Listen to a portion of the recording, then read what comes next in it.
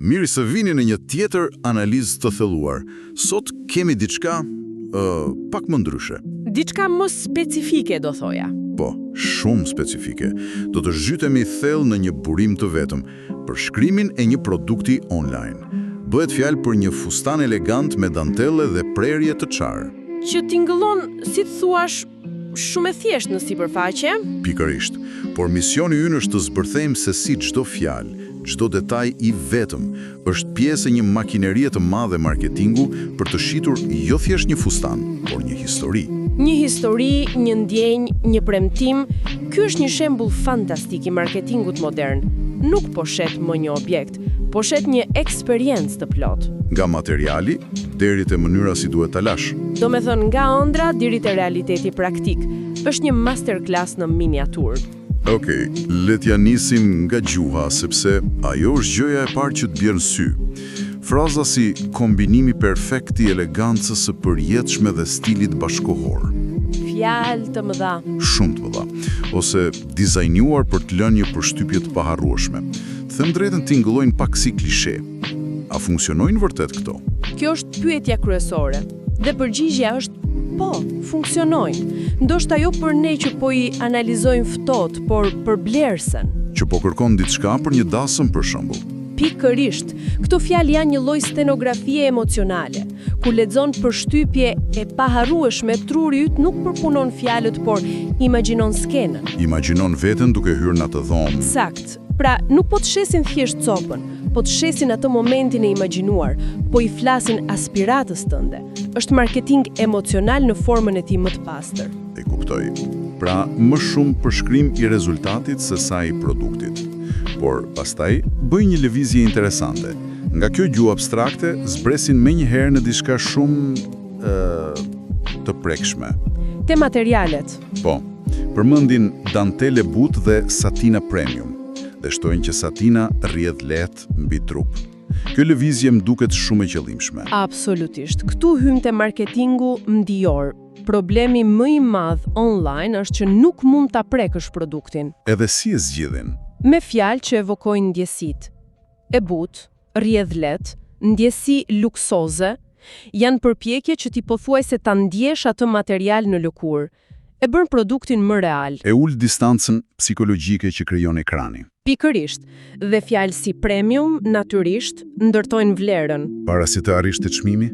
Saktësisht, të përgatisin mendjen që çmimi, cili do qoftë ai, është i justifikuar. Është ankorim klasik. Në rregull, na shitën ëndrrën dhe ndjesinë. Tani kalojmë te dizajni. Dhe këtu bëhen shumë teknik.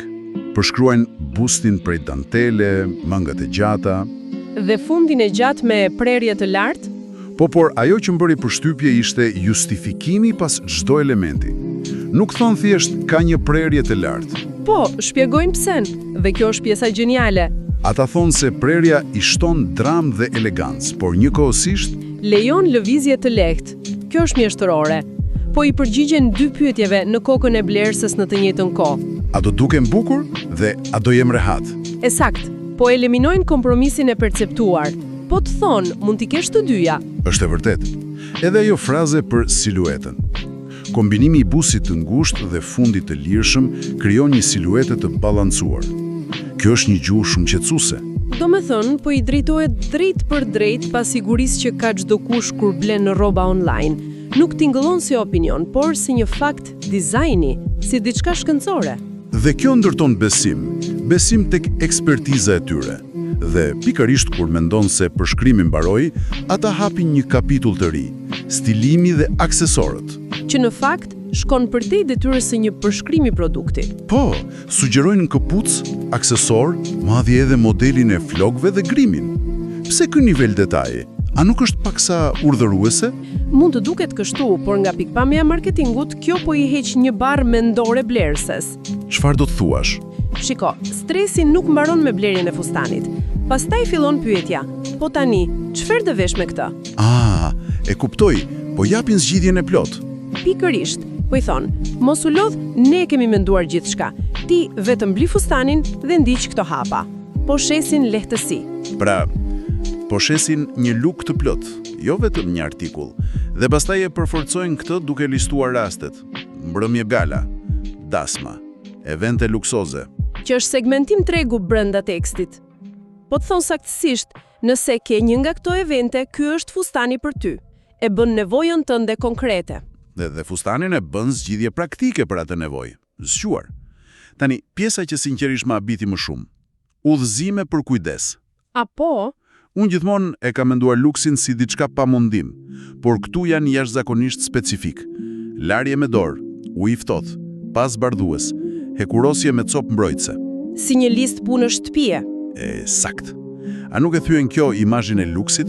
Në pamje të parë mund të mendosh kështu, por psikologjikisht bën eksakt të kundërtën. Si ka mundësi? Këto udhëzime përforcojnë vlerën, mesazhi nënkuptuar është: ky fustan është kaq special dhe delikat sa që kërkon kujdes të veçantë, nuk është si rrobat e tjera. Pra duke e bërë më të vështirë për të mirëmbajtur, i arrisin vlerën e perceptuar. Pikërisht, e shndëron nga një sent konsumi në një investim, si një makinë e shtrenjtë që kërkon shërbime specifike dhe gjithashtu ndërton besim. Për shkak të transparencës. Po tregojnë që në fillim se çfarë kërkon dhe pastaj adresojnë frikën më të madhe të blerjeve online. Përshtatjen. Po, fakti që përmendin se ofrohen rregullime të vogla është si një rrjet sigurie, po heqin çdo pengesë të mundshme nga rruga drejt blerjes. Dhe në fund fare, kur mendon se i kanë përdorur të gjitha, nxjerrin armën e teknologjisë, virtual try-on, prova virtuale. Përpjekja për t'i imituar dhomën e provës. Po, por ajo që më tërhoqi vëmendjen ishte një shënim i vogël, diçka teknike. Ai për privatësinë besoj. Po, ku thuhet se fotoja që ngarkon nuk ruhet në server, dhe për ta pasur duhet bërë screenshot. Pse është kaq i rëndësishëm ky detaj? Sepse njerëzit janë bërë shumë të ndjeshëm ndaj privatësisë së të dhënave. Kjo fjali e vogël është një përpjekje proaktive për të thënë eksperimentoj lirshëm, ne respektojmë privatësinë tënde. Është një tjetër mënyrë për të ndërtuar besim. Mirë, po, vetë teknologjia, sa efektive është? Unë kam provuar disa dhe rezultati duket pak qesharak. Do me thënë nuk është ende perfekte, është diçka mes një mjeti të dobishëm dhe një marifeti marketingu për momentin. Pra pse e përdorin? Sepse qëllimi psikologjik është shumë i fuqishëm, edhe nëse rezultati nuk është fotorealist. Akti i ngarkimit të fotos tënde dhe vendosjes së fustanit mbi të krijon një lidhje personale. Nuk është më një fustan anonim në një faqe interneti? Sakt, bëhet fustani im potencial. Ndihmon në kapërcimin e hendekut të fundit të vizualizimit dhe forcon lidhjen emocionale. E bën blerjen të ndihet më pak si rrezik. Pra, kur i mbledh të gjitha bashk, është e mahnitshme. Filluam me gjumën poetike që shet një ëndër, kaluan të detajet ndijore që e bëjnë ëndrrën të prekshme, pastaj te dizajni funksional që e justifikon atë në mënyrë logjike.